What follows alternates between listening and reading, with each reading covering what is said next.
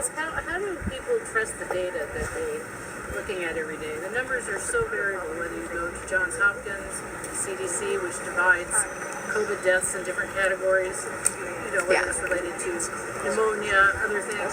So how do we get the right information to make decisions? So the only number that I think is worth paying any attention to, and even that number is not so helpful, but is mortality, because that's a hard and fast number. So the case number is almost irrelevant. And that's because there's a lot of inaccuracies with the testing.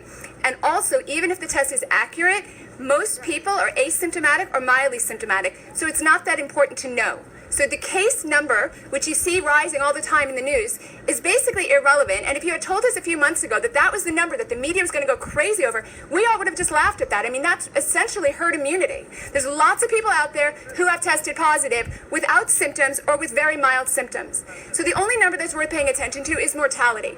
When you look at the mortality, this is a disease that unfortunately kills our most frail members of society. People with multiple comorbid conditions, specifically diabetes, obesity is a big one. We don't talk about that, but it is. It's a fact. Coronary artery disease, severe coronary artery disease, people like that. And also, if you're older, it's a risk factor. But the biggest risk factor is if you have comorbid conditions.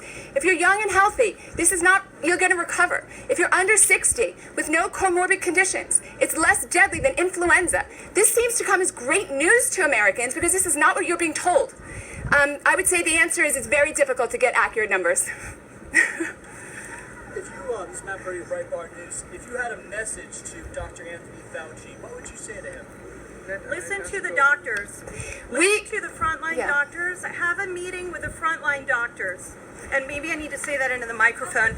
My message to Dr. Anthony Fauci is to have a meeting with these frontline doctors who are seeing real patients. They're touching human skin. They're looking people in the eye. They're diagnosing them, and they're helping them beat the virus. They're the ones who are talking to the patients. Have meetings with them and do it every single day and find out what they are learning about the virus firsthand.